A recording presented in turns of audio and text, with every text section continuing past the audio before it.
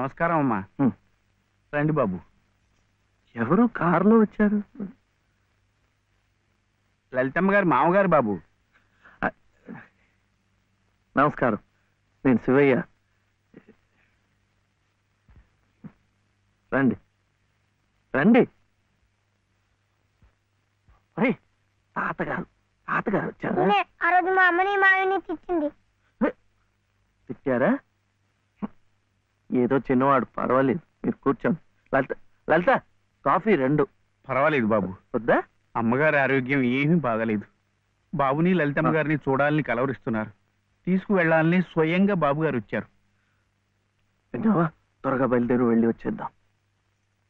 ఒకసారి వెళ్ళడం అయింది, తిరిగి రావడం అయింది. నిజమే, ఆనాడు ఇంటి పరువు ప్రతిష్టలే ముఖ్యం అనుకున్నాను, నిన్ను కాదన్నాను. కానీ ఈనాడు 30 ఏళ్ల కాపురం చేసిన నా భార్య కడసారి కోరిక తీర్చడం నా బాధ్యత అనిపించింది. అందుకే వచ్చాను. ఇది తప్పనుకుంటే నీ ఇష్టం.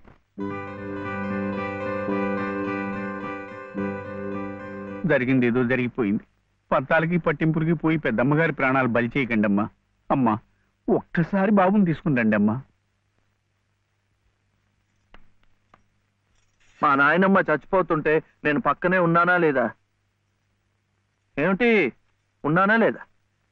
ఇప్పుడు వాడి నాయనమ్మ జబ్బుగా ఉంటే వాళ్ళు పక్కనే ఉండాలి కదా.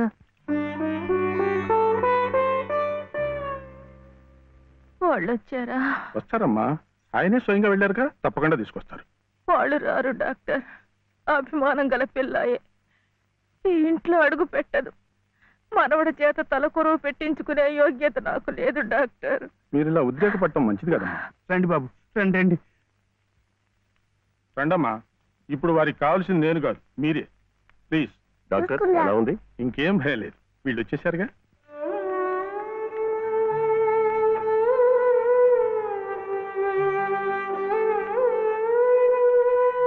అమ్మా అమ్మా, బాబు గారు కోడల్ని మనవడిని తీసుకొచ్చారమ్మా.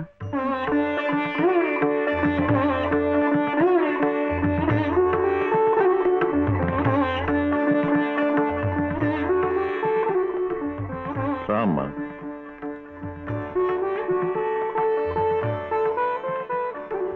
నమస్కారం. నాకు కాదు, నాయనమ్మకి. నమస్కారం నాన్నమ్మ. నాన్న, నా తండ్రి. నమస్కారం అండి. రామ్మ, కూర్చో.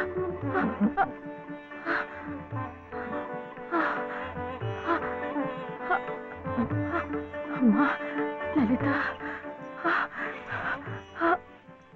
ఎలా ఉన్నారండి? బాగున్నానమ్మా.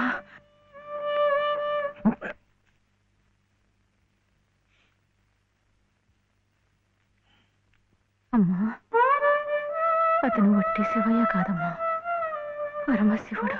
అమ్మా, ఇదిగోనమ్మా. బాబు, ఇందా తీసుకో. అమ్మ కోపడుతుంది. తీసుకో బాబు. బాబు, నువ్వు నానమ్మ దగ్గరే ఉండిపోతావు కదూ, వెళ్ళిపోవు కదూ. నా తండ్రి. పాలు. అమ్మగారిని బతికించింది నిజంగా నువ్వే. చూశారా బాబు, మనవడు కంటపడగానే అమ్మగారిలో జీవకళ కనిపిస్తోంది. అది ఏ మందు ఇంతవరకు ఇవ్వలేదు. బాబు, ఏదో చిన్నవాడిని చెబుతున్నా అనుకోకండి, పంతాలకు పోకండి. కోడలు గారిని మనవాడిని ఎలాగైనా ఇక్కడ ఉండే ఏర్పాటు చేయండి. అమ్మగారు మళ్ళీ మనలో ఓ మనిషి తిరుగుతారు బాబు.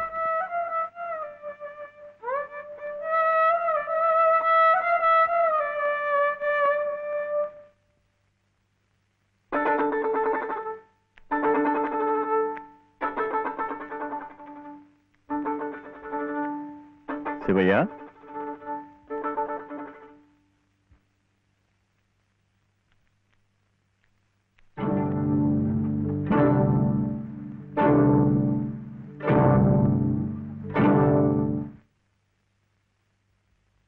అమ్మా, తాళం చెవులు.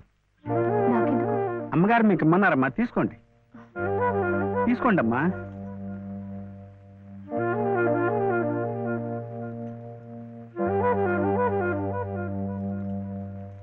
అమ్మా, ఈ పూట వంట ఏం చేయించమంటారమ్మా? నన్ను అడుగుతారేమిటి? ఈ బాధ్యతలన్నీ చూసుకోవాల్సింది మీరే కదమ్మా. నేనా? అవునమ్మా, ఈ రోజు కోసమే మేమంతా ఎదురు చూస్తున్నామమ్మా. నువ్వు లలిత క్షేమం కోరేవాడివైతే మీ సంబంధాన్ని పూర్తిగా మర్చిపోవాలి. ఈ ఇంటి గోడలుగా ఆమె భోగభాగ్యాలు అనుభవించాలంటే నువ్వు వాడికి దూరంగా వెళ్ళిపోవాలి. సవ్య నాన్న చెప్పింది ఈ మేడం నాదేట బాగుంది కదా. ఇక్కడే ఉండమంటుంది, ఉందామా? ఏం సవ్య, ఏమైంది? చెప్పు.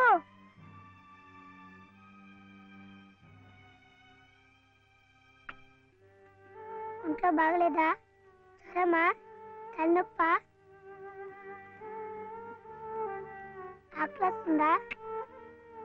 ఆకలిస్తుందే, నాకు తెలుసు. తిను తిను.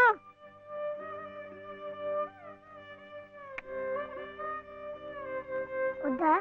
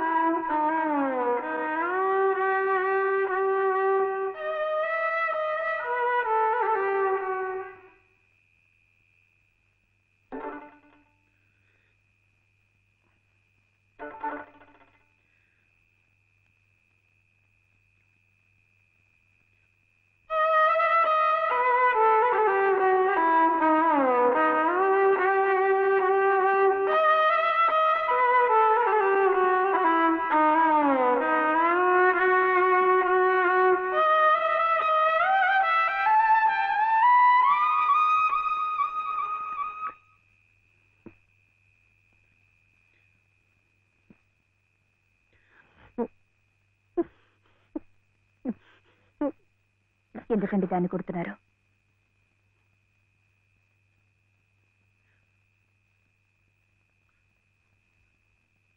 ఇది ఇది ఏడుస్తున్నట్టు భావిస్తోంది. నేను సంతోషంగా ఉండాలనుకుంటే నేను దూరంగా ఉంటే మీకు సంతోషమా?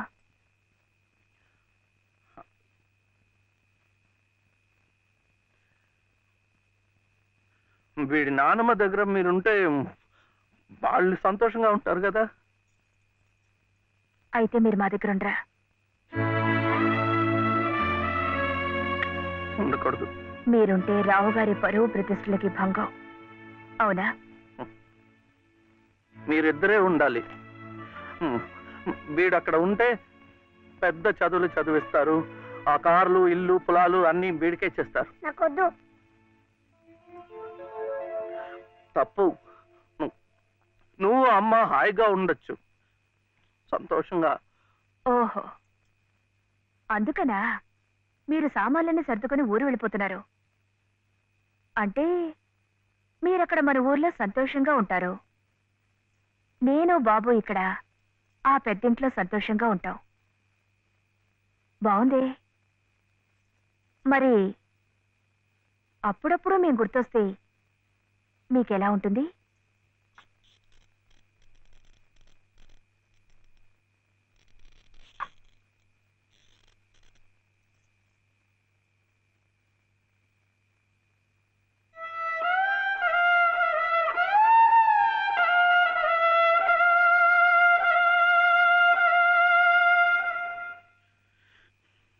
ఇప్పుడు మా నాయనమ్మ కూడా లేదు, చచ్చిపోయింది.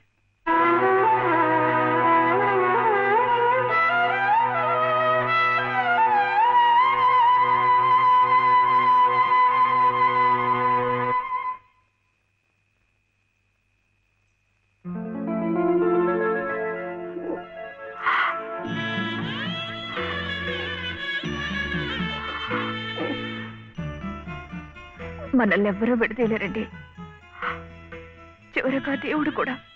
ఏమండి చూడండి, ఆ రావు గారు చూపించేది ప్రేమ కాదు, అభిమానము కాదు, స్వార్థం అండి. ఆయన భార్య ప్రాణాలు నిలబెట్టుకోవడం కోసం బాబు కావాలి, బాబు నన్ను విడిచి ఉండలేడు కనుక నేను కావాలి.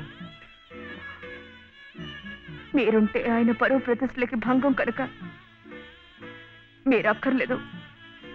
అందుకే మిమ్మల్ని పంపించేస్తున్నారు. ఏమండి, మీరంటే ఇష్టం లేని వాళ్ళు నా కడుపులో పెరుగుతున్న మీ బిడ్డను చూసి ఇష్టపడగలరా? వాడిని భూమి మీద పడకుండానే చంపారు. అలా చేయటం మంచిదేమో. తప్పండి. పాపం,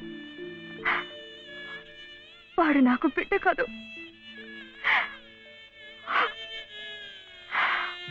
నాకు మరో జన్మనిచ్చిన ఈ దేవుడి ప్రతిరూపం. అది కాదు, మా నాన్నమ్మ ఎప్పుడు భయపడేది నేను ఇలా అయిపోయాను, నా వంశం అంతా అలాగే అయిపోతుందో ఏమో అని. కాదండి, కాదు. ఈ ముని మనవుణ్ణి చూసి ఎక్కడున్నా సంతోషపడుతుంది. కల్మషం లేని ప్రేమ, మలినం లేని మనసు మీకున్నాయి. అవే వాడికి శ్రీరామ రక్ష. వాడు పెద్దవాడి పెద్ద పెద్ద చదువులు చదివి